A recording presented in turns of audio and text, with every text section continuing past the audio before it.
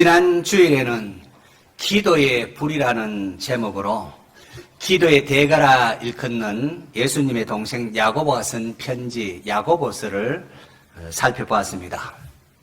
예수님의 불쌍히 여김, 이것이 우리의 희망이라고 했습니다. 그렇기에 주님, 나를 불쌍히 여기소서라고 기도하자 했습니다. 돈 문제로 어려움을 겪는 사람들을 향하여 야고보는 너희가 얻지 못함은 구하지 아니하기 때문이요 구하여도 받지 못함은 정욕으로 쓰려고 잘못 구하기 때문이라고 했습니다. 돈 문제로, 경제적인 문제로 어려움 겪는 분은 하나님께 일용할 양식을 구하라고 했습니다.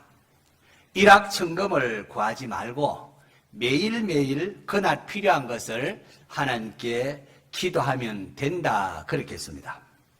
두 번째로는 말로 인해 상처로 사람들이 죽고 살 수 있기 때문에 야고보는 내 사랑 형제들아, 너희가 알지니 사람마다 듣기는 속히 하고 말하기는 더디하며 성내기도 더디하라고 했습니다. 경건의 핵심은 말에 달려있기 때문에 우리 모두 입술의 성결을 위해서 기도하자, 그렇게 했고요. 마지막으로 질병 문제로 어려운 자들을 향하여 너희 중에 병든 자가 있느냐? 그는 교회 장로들을 청할 것이요 그들은 주의 이름으로 기름을 바르기 위하여 기도할지니 믿음의 기도는 병든 자를 구원하리니 라고 했습니다. 육신의 병이 들면 교회도 나오지 못하고 또 성도들의 교제도 하지 못하기 때문에 영적으로 낙심되고 약해지기 쉽습니다.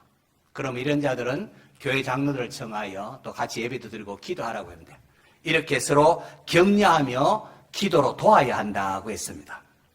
성도는 병이 낫기를 위하여 기도하되 혹시 죄로 인한 징계로 주어진 병이라면 하나님 앞에 하나님 잘못했습니다, 자백하며 용서를 구하고 또 교인들 간에 잘못한 것이 있으면 서로 찾아가서 화해하는 것이 좋다고 했습니다.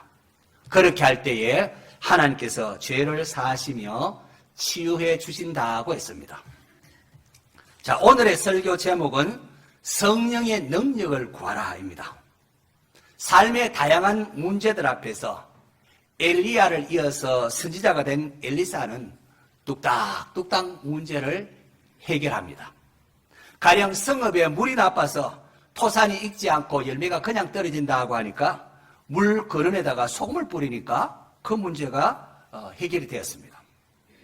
선지자의 제자였던 남편이 죽고 가난한 사모님이 빚에 시달리면서 빚으로 인하여 우리 두 아들 종으로 잡혀가게 되었다고 그렇게 엘리사를 찾아왔을 때에 빈병을 빌려오게 하더니만은 기름이 채워지는 이적으로 그 문제를 해결합니다. 흉년이 들어서 들에 나가 채소를 캐서 국을 끓여서 이렇게 먹는데요. 국에 죽음의 독이 있다, 어찌면 좋냐 하니까 국에다가 가루를 풀어버리니까 독이 사라졌습니다. 선지학교를 정축하는데 빌려온 새도끼가 그만 물에 빠져버려서 이거 빌려온 게 어쩌면 좋냐 하니까 나뭇가지를 툭 던져 넣으니까 새도끼가 떠올랐습니다. 뿐 아니라 나만 장군의 나병을 고치는 거나 수냄 여인의 죽은 아들을 살리는 등등 수많은 문제 앞에서 엘리사는 당황도 하지 않고 그냥 해결해 나갑니다. 도대체 엘리사는 어떻게 그런 능력을 베풀 수 있었을까요? 원래부터 엘리사가 그런 사람이 아닙니다. 그도 평범한 사람이었는데요. 이 평범했던 엘리사가 능력 있는 그런 선지자로 변화된 비결이 오늘 본문에 나와 있습니다. 자, 열왕기하는 이렇게 시작합니다. 1장 1절에 아합이 죽은 후에 모압이 이스라엘을 배반하였더라. 아합이 죽은 후에 모압이 이스라엘을 배반하였더라. 그렇게 열왕기하 1장 1절이 시작됩니다. 그런데 그때 아합의 아들 아시야가 왕이 되었는데 그가 다락난간에 떨어져서 병이 들었습니다. 그러자 아시야는 블레셋에 있는 에그론의 신인 바알세불에게 가서 병이 낫겠는가 물어보라고 합니다. 그러자 여기에 대해서 엘리야 선지자가 이스라엘에 하나님이 없어서 너희가 그 에그론의 신 바알세불에게 물으러 가느냐? 그러므로 여호와의 말씀이 네가 올라간 침상에서 내리지 못하고 죽을 것이다 라고 합니다. 이렇게 해서 아시아는 침상에서 내려오지 못하고 병으로 죽습니다. 아합의 아들 아시아가 죽었을 때에 아들이 없었습니다. 그래서 아시아 형제, 그러니까 아합의 다른 아들이 왕이 됐는데 그거 바로 요람입니다. 요람이 왕이 되었을 때에 그때도 성경 보면은 열왕기하 3장 5절에 아합이 죽은 후에 모압 왕이 이스라엘 왕을 배반한지라 그렇게 되어 있습니다. 1장 1절과 똑같은 말이 반복이 됩니다. 자, 그런데 그때 아시아는 이스라엘이 왕이 된 아시아를 이어서 이스라엘이 왕이 된 요람은 유다왕 여호사밧과 또 에돔왕과 함께 모압을 정벌하려고 출정을 합니다. 함께 출정하는데 7일째 되는 때에 군사와 따라다니는 가축에 먹일 물이 없습니다. 아이고 이제 큰일 났다. 이제 전쟁 고사고 우리가 이제 완전히 망하게 됐다. 그렇게 할 때에 그때 요람은 유다왕 여호사밧의 조언을 따라서 여호와를 찾아갑니다. 여호와께 물으러 찾아갑니다. 그래서 엘리사에게 찾아가죠. 이로 인하여 요람은 골짜기에 개천을 파서 물을 얻게 되고 모압과의 전투에서 승리하게 됩니다. 자, 이렇듯 열왕기하 1장과 3장은 이방신을 찾았던 왕의 죽음과 여호와를 찾은 왕의 구원을 다루고 있습니다. 열왕기하 2장은 그 중간에 삽입된 내용으로 엘리야가 승천하는 것과 그 엘리야를 따라갔던 엘리사의 강구를 기록하고 있습니다. 문제가 생겼을 때에 누구를 찾아야 된다고요? 하나님께 묻고 여호와를 찾아야 한다는 것이 열왕기하 1장과 3장의 가르침이라면 2장에 나오는 엘리사의 모습은 하나님의 사람은 하나님께 찾는데 하나님께 무엇을 구해야 하는가에 대한 내용을 다루고 있습니다. 자, 여호와께서 회오리 바람으로 엘리야를 하늘로 올리고자 할 때입니다. 엘리야가 엘리사에게 너는 여기 머물라. 여호와께서 나를 저기 베델로 보내시느니라. 그렇게 말합니다. 그때 엘리사는 여호와께서 살아계심과 당신의 영혼이 살아있음을 두고 맹세하노니 내가 당신을 떠나가지 않겠습니다. 확고한 의지를 보입니다. 자, 그렇게 해서 베델을 방문했는데 베델에서 또 엘리야가 엘리사에게 너는 여기 머물라. 여호와께서 나를 이제는 저기 여리고로 보내느니라. 그렇게 합니다. 그럴 때도 엘리사는 여호와의 살아계심과 당신의 영혼이 살아있음을 두고 맹세하노니 내가 당신을 떠나지 아니하겠나이다 라고 합니다. 여리고를 방문한 엘리야가 다시금 엘리사에게 너는 여기 머물라. 여호와께서 나를 이제는 저기 요단으로 보내시느니라. 그렇게 말합니다. 자, 그러자 엘리사가 여전히 여호와께서 살아계심과 당신의 영혼이 살아있음을 두고 맹세하노니 당신을 떠나지 아니하겠나이다 라고 말합니다. 여기 보면은 엘리야가 여호와께서 나를 베델로 보내시느니라, 여호와께서 나를 여리고로 보내시느니라, 여호와께서 나를 요단으로 보내시느니라. 여호와의 말씀에 순종하는 엘리야의 모습을 볼 수가 있습니다. 그리고 우리가 야고보서에 본 것처럼 이 엘리야는 기도의 사람 아닙니까? 그러니까 기도의 사람 엘리야, 말씀에 순종하는 엘리야. 바로 이 엘리야가 성령에 충만한 사람이었습니다. 자, 그런데 엘리야가 떠나가려고 할 때에 끝까지 붙잡는 것 보면은 이 엘리사입니다. 여러분, 베델과 여리고 그리고 요단에는 선지 학교가 있었고 거기는 선지 생도들이 많았습니다. 그 많은 선지 생도 가운데에 단 한 사람 엘리사만이만 죽었으면 죽었지 나는 당신을 떠나지 않겠습니다 하고 엘리야를 붙잡은 사람은 엘리사 하나뿐이었습니다. 요단가에 선 엘리야가 자기의 겉옷을 가지고 물을 치니까 물이 갈라지는 이적이 벌어집니다. 그렇게 해서 두 사람이 많은 땅으로 요단을 건너갔는데 이제 건너가고 난 뒤에 마침내 엘리야 선자가 엘리사에게 묻습니다. 내가 네게 어떻게 할지를 구하라. 왜 나를 이토록 따라다녔느냐? 무엇을 원하느냐? 물었습니다. 그러자 엘리사가 죽기 살기로 엘리야 선자를 따른 이유를 이렇게 말합니다. 당신의 성령이 하시는 역사가 갑절이나 내게 있게 하소서. 여기 갑절이라는 것은 이스라엘의 장자가 받을 상속과 관련이 됩니다. 구약 성경 신명기에 이렇게 보면은 장자의 권리가 나오는데 이 장자는 다른 자식에 비하여 두 몫을 받습니다. 장자에게 두 몫을 주는 것은 바로 그가 가정의 계승자요 상속자라는 뜻입니다. 자, 바로 그렇게 볼 때에 지금 엘리사가 엘리야에게 두 몫의 영감을 달라고 한 것은 엘리야를 이어서 선지자의 역할을 감당할 수 있도록 성령의 능력을 달라고 한 것입니다. 이러한 엘리사의 간구는 응답되어져서 엘리야의 선지자의 능력이 엘리사에게 전승이 됩니다. 이후 엘리사는 완전히 변화됩니다. 그전까지는 우리와 비슷했는데 성령의 능력이 덧입히고 난 이후부터 엘리사는 여러 가지 인생의 삶의 문제를 만났건만 뚝딱뚝딱 당황도 하지 않고 쭉 해결해 나가는 것을 볼 수가 있습니다. 성령의 능력을 덧입었기 때문에 그렇습니다. 자, 여기에 반해서 엘리사 선지자를 수종도던 게하시의 모습이 열왕기하 5장이 나옵니다. 열왕기 5장 나만 장군이 고침받은 사건 우리 사륜잔치 다루지 않았습니까?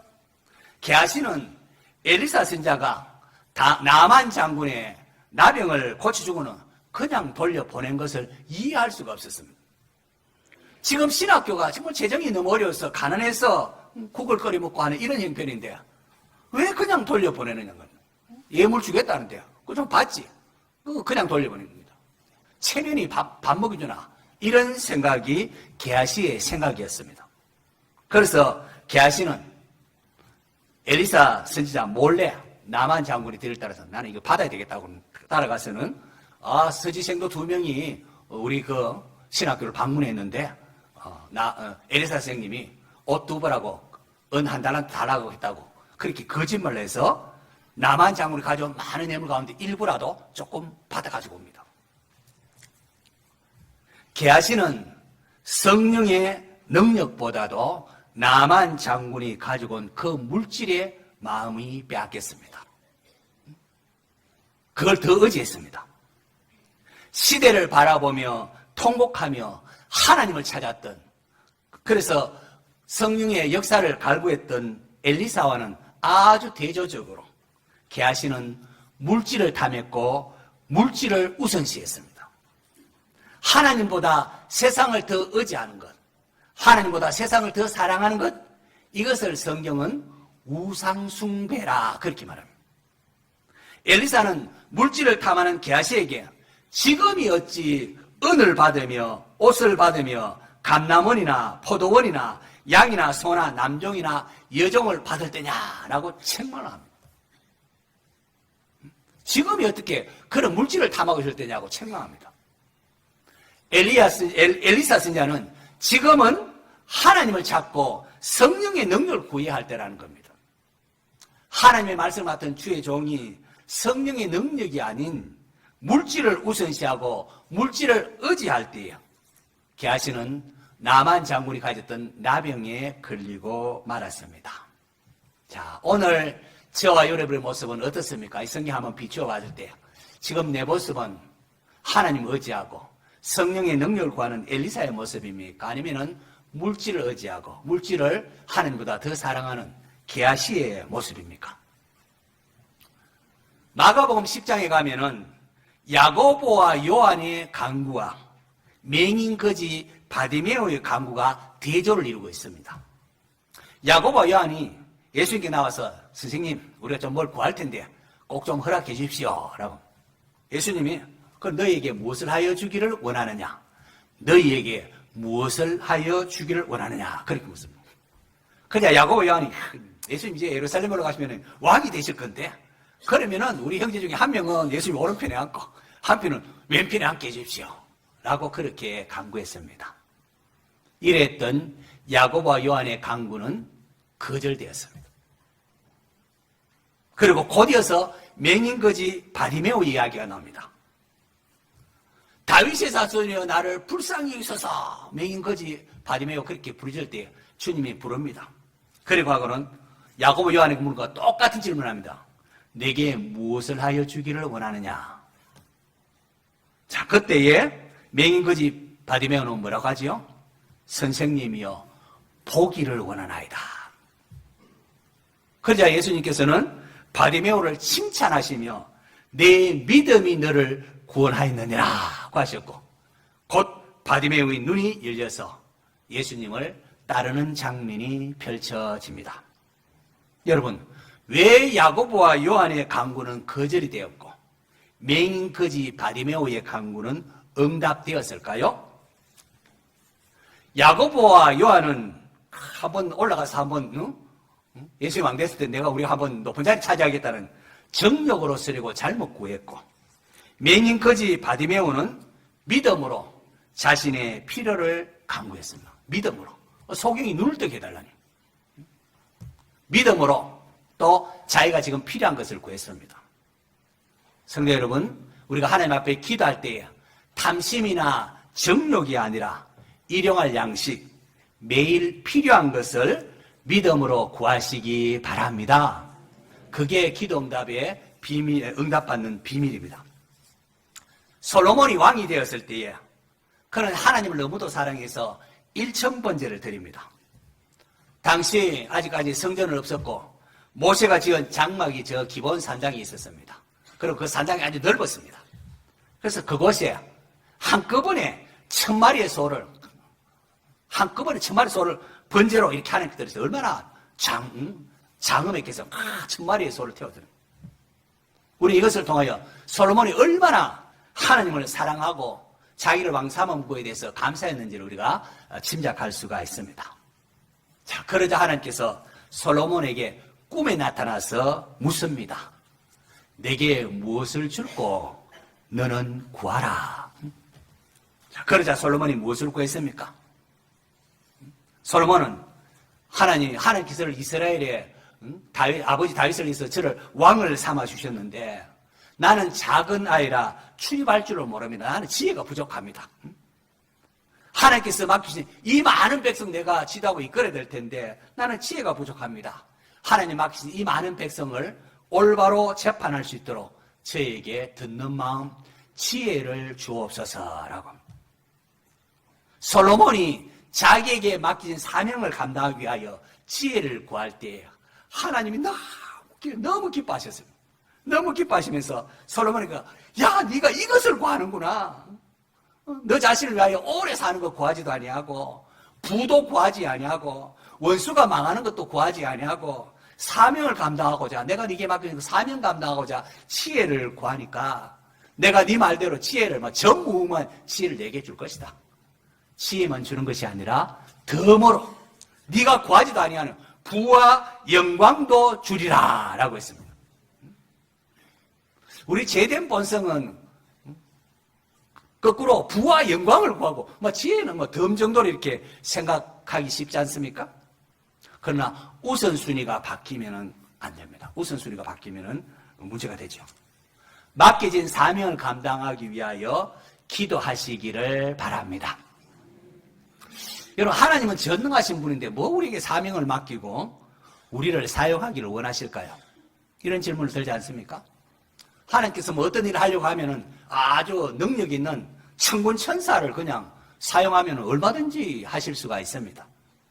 그런데도 연약한 우리를 택하사 사명을 맡기시며 하나님 일을 감당케 하십니다.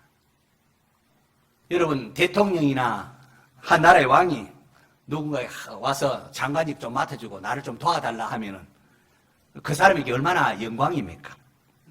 한 나라의 대통령이나 한 나라의 왕도 부탁하면 그렇게 영광인다면은 만왕의 왕이신 하나님께서 여러분에게 직분을 맡기면은 얼마나 큰 영광입니까? 내가 무엇이게 주님 이렇게 귀한 것을 이런 직분을 맡기십니까? 감격해야 하지 않겠습니까? 하나님께서 우리에게 일을 맡기시는 것은 사실은 복을 주기 위함입니다. 마태복음 25장에 보면은 금 5달란트, 2달란트, 1달란트 받은 사람 이야기가 나옵니다. 금 5달란트, 2달란트 받은 사람은 그 달란트를 받고 나가서 열심으로 장사해서 주인이 돌아있을 때에 배로 남겼습니다. 그러자 주인이 잘하였도다. 착하고 충성된 종아, 내가 적은 일에 충성하였으며. 주인이 보기엔 적은 일이야. 적은 일에 충성하였으며 내가 많은 것으로 내게 맡기리니 내 주인의 즐거움에 참여할지어다 라고 했습니다. 거기에 반해서 한 달란트 받은 자는 주인이 왔을 때, 주인이여 당신은 굳은 사람이라, 얼마나 인식한 사람이라 심지 않은 데서 거두고 해치지 않은 데서 모으는 줄을 내가 알았나이다. 두려워하여, 그래서 내가 두려워서 당신의 달란트를 땅에 감추어 두었나이다. 보소서 당신의 것을 가지셨나이다. 당신 그거 가졌으라고 이렇게 합니다. 그자 주인이 어떻게 합니까? 악하고 게으른 종아, 나는 심지 않은 데서 거두고 해치지 않은 데서 모으는 줄로 내가 알았느냐라고 책망합니다. 무슨 말입니까? 한 달란트 받은 사람은, 그 종은 주인에 대해서 오해를 했다는 겁니다. 자신은 일도 하지 않으면서 그저 종에게 돈벌이를 시켜서 돈을 버는 그런 자로 오해했다는 겁니다. 그렇지 않았습니다.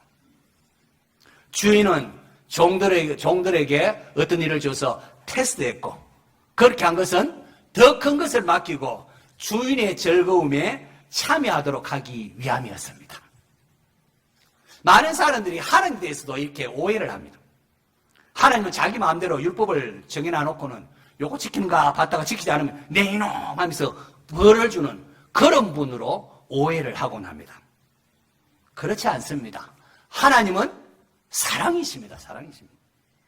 하나님은 우리를 위해서 모든 것을 하십니다. 독생자까지 내어 주셨습니다. 우리에게 맡겨준 사명도 여러분 마찬가지입니다. 이것은 우리로 하여금 힘들게 일시키려고 한 것이 아니라 하늘의 상급을 주시며 영원한 하나님의 유업을 물려받도록 하기 위함입니다. 저는 이 땅의 삶이 소풍과 같다는 생각을 자주 합니다. 소풍과 같다. 하나님께서 내 인생에 야 이것도 좀 봐, 이것도 좀 보게 하시고 또 저런 것도 경험하게 하십니다. 그리고는 언젠가는 이제 소풍이 끝나면은 하늘 아버지께서 예비한 본향인 천국에 갑니다. 여러분 소풍은 즐거운 것 아닙니까? 옛날에 소풍 가려고 하면 잠도 안 오고 좋아가지고 잠도 안 오고 그렇습니다. 여러분 성경이 달리 항상 기뻐라 달리 말한 게 아닙니다. 바울은 로마 감옥에 있으면서 죽을지도 모르는 그런 상황 속에 있으면서 주 안에서 항상 기뻐라. 항상이라 나오면 성경 항상 기뻐하는 단어. 항상 기뻐라. 내가 다시 말하노니 기뻐라라고 했습니다. 여러분 예수님 안에 거하면은 매일매일이 새롭다는 것 아십니까? 야 오늘은 또 무슨 일일까? 소풍이 오늘 소풍이 뭘 볼까? 어떤 일이 있을까? 기대가 있습니다. 기독교 희락주의를 주장했던 존 파이퍼 목사님, 하나님은 우리가 하나님을 인하여 만족하며 기뻐할 때에 가장 큰 영광을 받으신다 라고 했습니다. 여러분 사랑하는 자녀가 아버지 사업에 늘 걱정하고 힘들어하면 여러분 그거 기쁘겠습니까? 아버지 사업이 힘들어도 자녀들은 막 기뻐하고 밝게 자랄 때에 부모가 기쁜 법입니다. 하나님은 우리가 하나님으로 인하여 만족하고 기뻐할 때에 가장 큰 영광을 받으신다 그렇게 했습니다. 그런데 보십시오. 이 땅에서 우리의 삶은 수고와 슬픔이 가득하지 않습니까? 이것은 우리의 죄악 때문이고 아직 우리의 구원이 완성되지 않았기 때문입니다. 우리가 예수님을 믿어서 구원을 받았지만은 아직 완성되지는 않았습니다. 장차 주님이 재림하시면은 새하늘과 새 땅이 도래하고 썩을 우리 육신도 신령한 몸으로 변화되고 그때가 되면 더 이상 아픔이나 슬픔이 없습니다. 그렇기에 이 땅에서의 성도는 소망 가운데에 기뻐하는 겁니다. 소망 가운데. 가령 로또에 100억이 당첨됐다고 한번 생각해 보십시오. 100억이 당첨됐는데 그러면은 수중에 지금 당장 돈 몇만 원 없다고 슬퍼하지는 않을 겁니다. 지금 좀 없지만 조금 있으면 내가 배극 탈 텐데 이런 마음으로 돈 좀 없다고 그렇게 낙심하지 않지 않겠습니까? 성도는 예수님 안에서 하늘의 모든 것을 유업으로 받을 자들입니다. 그렇게 믿는 성도는 이 땅에서 수고 가운데서도 기뻐하고 소망 중에 인내하는 겁니다. 주님이 재림하여 하나님 나라가 완성될 때까지, 그때까지 이 땅에는 복음을 위하여 때로는 고난도 받습니다. 영적 전쟁을 치러야 합니다. 성도는 하나님 나라의 군사가 되어서 복음을 들고 나가서 하나님을 대적하는 악한 영들과 싸워 물리치고 하나님 나라를 세워 나가야 하는 겁니다. 이것이 우리의 사명입니다. 그런데 선한 일을 행하다가 고난을 받을 수도 있습니다. 그러나 기뻐하고 즐거워하라. 선한 일을 행하다가 고난을 받았다. 그런데도 기뻐하고 즐거워하라. 왜요? 하늘에서 상이 크기 때문입니다. 예수님께서 말씀하지 않습니까? 나로 말미암아 너희를 욕하고 거짓으로 너희를 거슬러 모든 악한 말을 할 때에는 너희에게 뭐가 있다고요? 복이 있나니. 기뻐하고 즐거워하라. 하늘에서 너희 상이 큼이라고 했습니다. 누가 오해를 하고 그렇게 하면 잠도 자지 못하고 막 그렇게 하진 않습니까? 여러분 성경의 가르침은 그게 아닙니다. 나로 말미암아 너희를 욕하고 거짓으로 너희를 거슬러 모든 악한 말 할 때 너희에게 복이 있나니. 우리가 주의 일 하다가 오해를 받고 또 주의 일 하다가 또 이렇게 고난을 받을 때에는 야 하늘나라 가면은 하나님께서 상을 많이 주실 모양이다. 기뻐할 줄 알아야 합니다. 아이고 내 팔자에 나는 왜 이런가. 이건 아직까지 하나님 말씀을 잘 모르고 하나님을 오해해서 그렇습니다. 이 땅에서 여러 가지 고난이 있다면은 하늘에서 하나님께서 나에게 줄 상이 크구나 믿으시기 바랍니다. 우리가 이런 성경적 가치관을 가지고 살면은 고난 중에서도 기뻐할 수가 있습니다. 억울하다, 내 팔자야, 속상하다, 막 죽고 싶다. 이건 아직도 하나님을 잘 알지 못하기 때문이고 하나님의 말씀에 자신의 가치관을 세우지 못했기 때문입니다.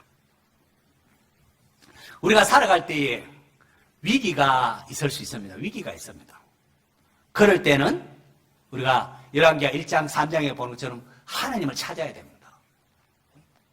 삶의 위기는 1차적으로 하나님을 찾으라는 하나님의 음성입니다. 기가 어두운 사람에게는 기가 어두우면 그냥 말이 잘 안 들립니다. 아무 개시 이렇게 뭐 귀에다가 막 크게 부르짖어요. 영적으로 기가 둔한 사람은 잘 깨닫지를 못합니다. 그런 사람에게 하나님께서 확성기를 통하여 말씀하시는데 그 확성기가 삶의 위기라는 겁니다. 그래야 뭐 좀 알아듣는다는 겁니다. 자, 삶의 위기 앞에서 여러분은 어떻게 하십니까? 이 삶의 위기를 통하여 야, 너 그러지 말고 이렇게 하라는 하나님 우리를 향한 바람이 있고 메시지가 있습니다.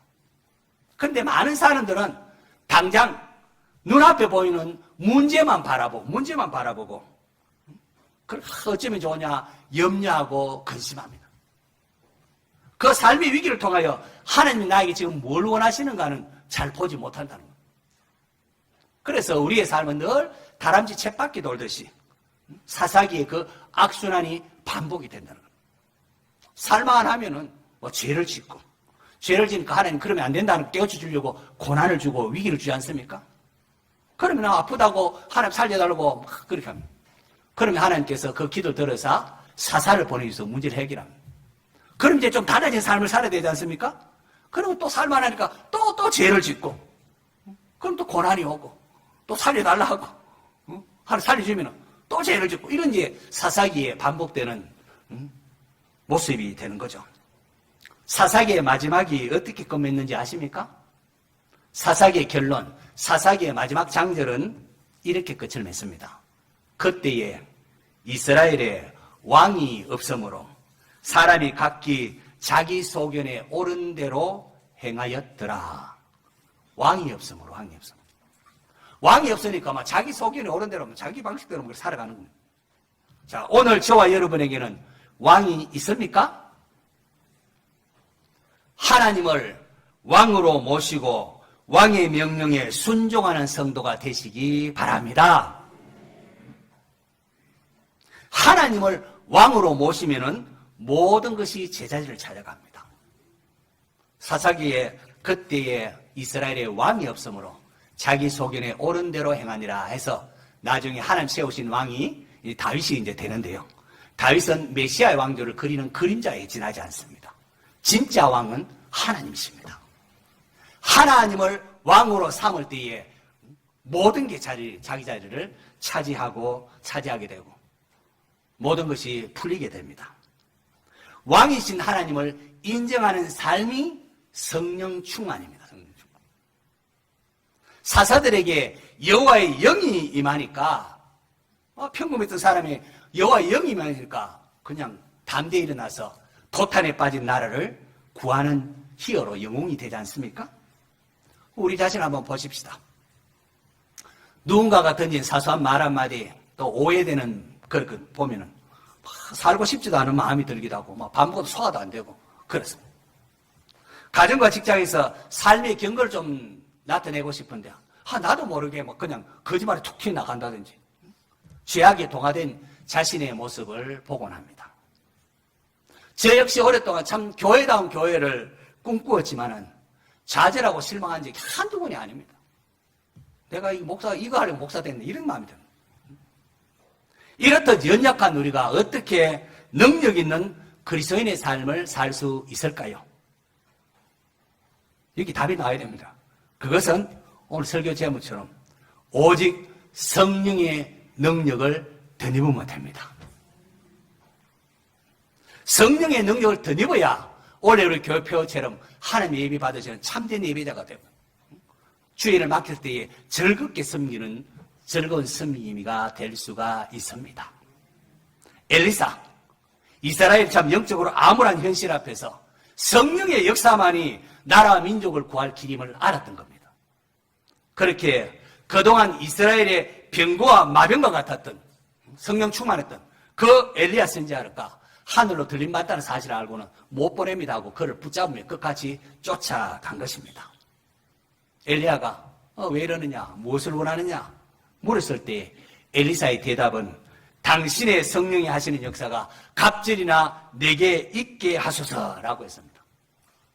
무너진 제단을 다시 쌓고 하늘에서 불을 내리게 했던 엘리야에 이어서 성령의 역사를 강구했던 엘리사를 통하여 하나님께서는 구약교회인 이스라엘을 지키도록 하셨습니다. 저는 오늘 성도님들과 함께 성령의 능력을 구하고 싶습니다. 제가 꿈꾸는 교회는 건물만 현대식으로 바꾸는 그런 게 아닙니다. 저와 여러분이 말씀에 감동이 되어서 예통하며 회개하는 겁니다. 날마다 구원 얻는 사람이 많아지고 다음 세대를 믿음의 일꾼으로 키우는 겁니다. 하나님의 말씀으로 변화된 삶을 보이게 될 여러분이 제가 꿈꾸는 교회입니다, 여러분. 여러분이 바뀌는 게 제가 꿈꾸는 교회입니다. 이를 위하여 필요한 것은 성령의 능력을 덧입는 겁니다. 저도 그렇고 여러분도 그렇고 성령의 능력을 덧입어야 됩니다.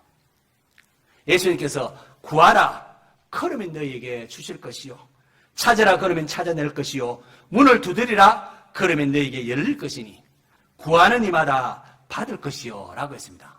너희가 악할지라도 좋은 것을 자식에게 줄 줄 알거늘 너희 하늘 아버지께서 구하는 자에게 좋은 것을 주시지 않겠느냐. 마태복음 그랬습니다. 누가 보기에는 좋은 것이 뭐라고요? 성령을 주시지 않겠느냐. 우리에게 성령을 주시기 위하여 십자가에 피 흘리시고 우리의 죄를 대속하시고 주님께서 아버지 앞에 가셔서 성령을 보내지 않습니까? 하나님께서 성령을 보내실 때 구하라 구하라 그런 얘기 주실 것이었습니다. 하나님은 갈망하는 자, 구하는 자에게 성령을 부어주십니다. 목말라서 의에 줄이고 목말라 애통해 하는 자, 목말라 하는 자 하나님 나라가 이루어지기를 원합니다. 죄에서 자유함을 얻기를 원합니다. 능력 있는 그리스도의 삶을 살기를 원합니다. 목말라 부르짖는 자들에게 생수의 강인 성령을 부어주십니다. 하나님 내 심령에 성령의 불을 내려주시사 이 더럽고 추한 것 다 태워주옵소서. 성령의 능력을 부어서 맡기신 사명을 감당하게 하옵소서 기도하시기를 바랍니다. 오늘 예배에 참석하여 강구하는 여러분에게 하나님께서 성령의 능력을 덧입혀 주시기를 축원합니다.